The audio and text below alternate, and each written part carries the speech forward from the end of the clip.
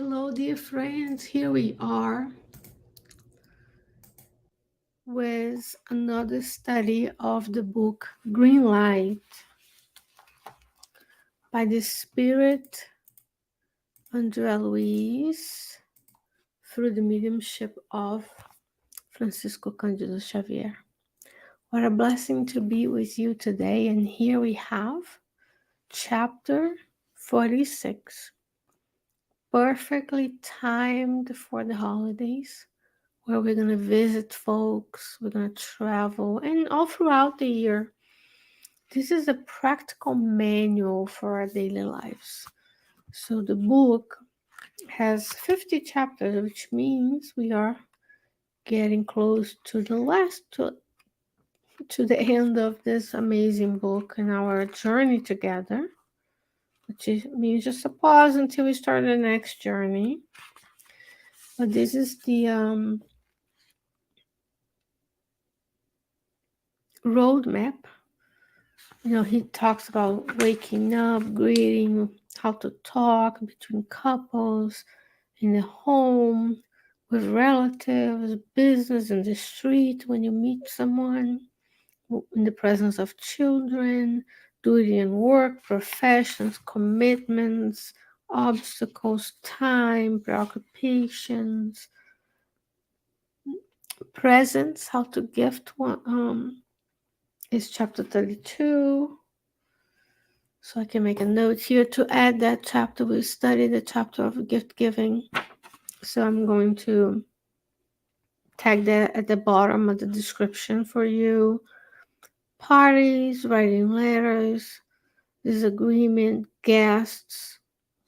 And today we're going to talk about fraternal visits, visiting someone, going to a place and receiving those, right? So whenever you are the one going to visit, there's also the other party, which is someone receiving you or you're receiving someone. So he starts by saying, quote, visiting. Let me make sure I have the Portuguese version in front of me as well. Visiting is an act of fraternity.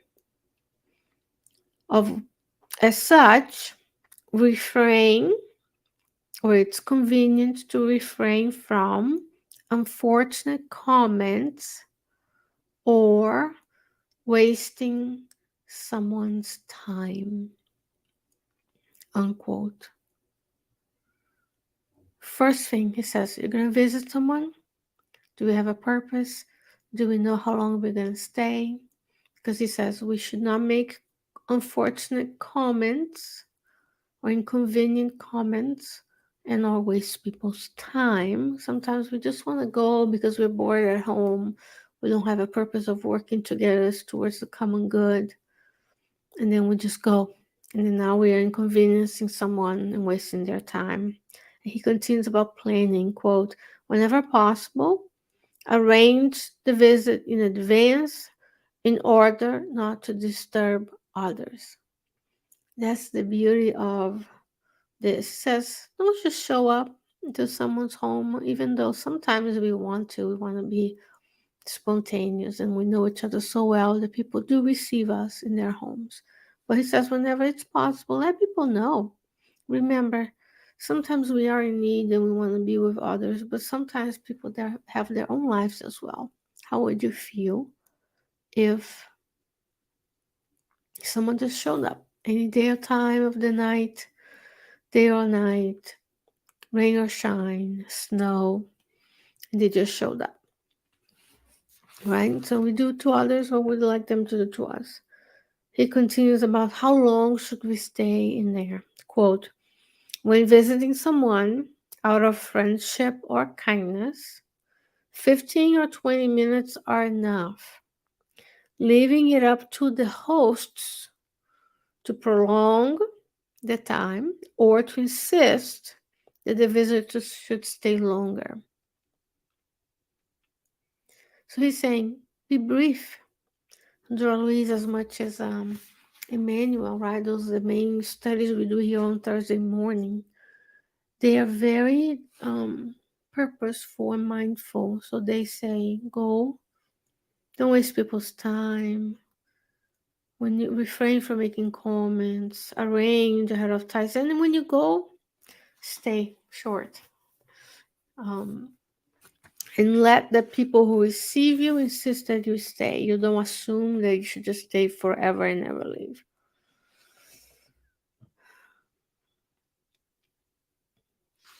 And he goes about what to talk about when we are together. That's the next part here. Quote, amongst those who are meeting each other, again for a period of time being apart, there will be sufficient care taken in order not to bring unpleasant memories back. Because sometimes we go and we want to have a self pity party, and then we remember what happened to ourselves, the portrait of our lives, the picture of our lives 20 years, 30 years ago. He's saying, talk about unpleasant memories. We should, of course, remember that we have good memories, good times together, people's good qualities, instead of focusing on the negative. Because when we think about something that happened to us decades ago, it's usually a picture. Our life is a movie, a series of pictures strung together in space time. But sometimes we take a picture of someone or something that happened, and then there's a memory. There's also the emotional context that allow you to retain that memory. But that's your image of that moment. And then we forget that just as we change, we improve. Friends and family members have changed and improved as well. So when we recite and ruminate on unpleasant memories, we are reactivating that memory, that pain, because your brain doesn't know the difference between real and not real. So you're going to experience all of those emotions again that can ultimately be detrimental to your health and attract spiritual company that may not be the best. Because who's going to be around us when we keep bringing in pleasant memories, or even or go one step further, talk about others, complain, gossip, right? The mentors will be there waiting for the opportunity to tell us stop doing that. But most likely, spirits of less elevated caliber will be the ones incentivizing us to do that. And he continues, quote, never abuse the friends that visit you, that you visit. Well, it could go the other way, right? That when someone's visiting you, you don't do certain things. Just never abuse the friend that you visit. Asking for professional services, for there's a right place and time to do so.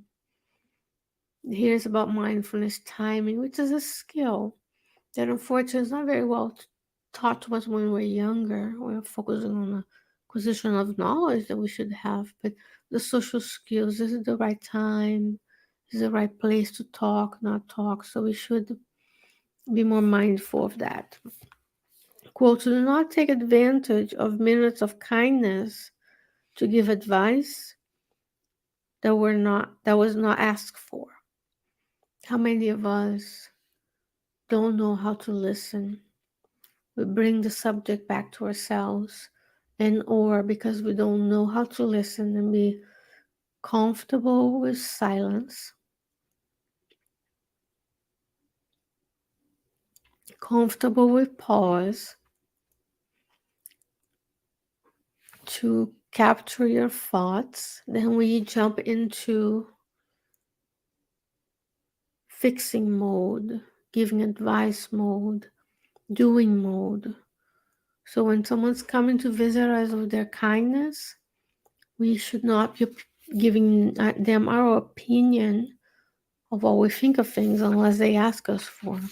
So one way to practice this help is to say, do you want to just vent? Do you want my opinion? Would you like advice? Or you just need to say it? And then if someone just wants to complain, we can say, okay, friend, now let's evaluate if those words coming out of us, if this interaction is being productive, right? The law of labor dictates it's a law in the Spirit's book and dictates that work or labor is an useful activity when we are complaining, when we are gossiping, when we're just enjoying ourselves for the purpose of helping in nobody else. Is this work? No. So we can redirect kindly our friends to a better state of mind and not feeding off of each other. Isn't that amazing? Let's check something here in the front. So I quote the right thing for you.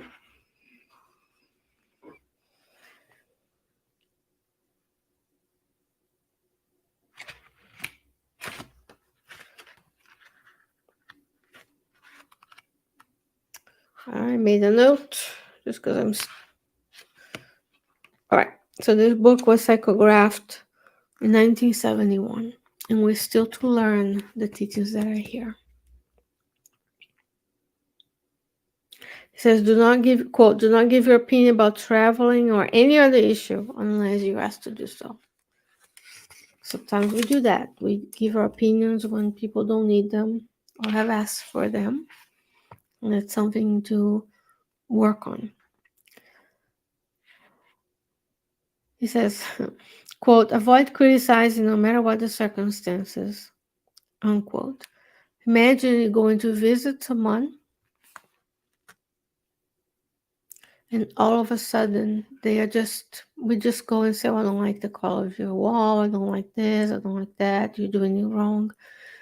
Sometimes we do that in our homes, so sometimes we also do that at our groups and spiritual centers. We go to a place, we say, oh, you should do this, you should do that book, you should do that, I don't like this color. We haven't given them resources, we have not taken the time to help them, but we feel entitled to give opinions and criticizing and pointing out how much better they would have been with our invaluable advice. Quote, so do not ask questions that could upset the hosts. So sometimes we probe. It's the opposite of criticizing, right? We see something, we perceive something, none of our business. Then we start asking, what about this? What about that? What about that? Do not ask questions that could upset folks. Quote, when talking about any subject, do not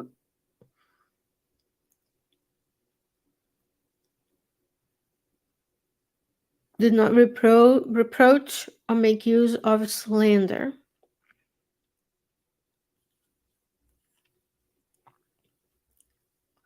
So he's saying indirectly, seek the good, visualize the good. This is a manual, right? So when we visit someone, or when someone comes to visit us as well, so it's always both ways, with the knowledge of spiritism, with the knowledge that the spirits are around us, the people have their paraspiritual body, their emotional, energetic levels, their emotions are contagious.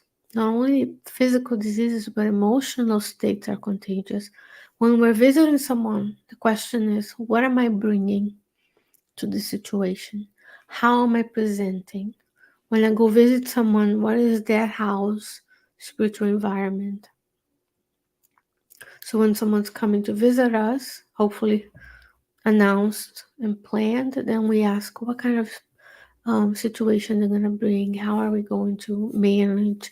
What if someone is negative? What if someone is with their spiritual companions? Because we want to make sure that we can grow, be kind, be indulgent with people's mistakes, but then we want to shield so that we can shield ourselves from this kind of situations. And when we are kind, good, and when we don't criticize, we don't speak bad. When we plan, we don't take advantage of people. The spiritual relationships are strengthened as well. And then we can grow and we can be better vessels for God in the world. Because when I go visit someone, I can bring with me the Christ-like spirit. And I can be kind and generous. So you go to the book Jesus in the Home, you're going to see how Jesus was when he was in St. Peter's home, how he acted, how he talked, how he looked. That's our motto and our guide, right? So if he's doing those things, it means we need to go and do it as well. And it starts with planning this visit, just as I hope that God allow us to plan our weekly meetings. So God willing, I'll see you again next week. Until then, stay well, stay safe, and I'll see you soon. Have a blessed one, friends. Bye.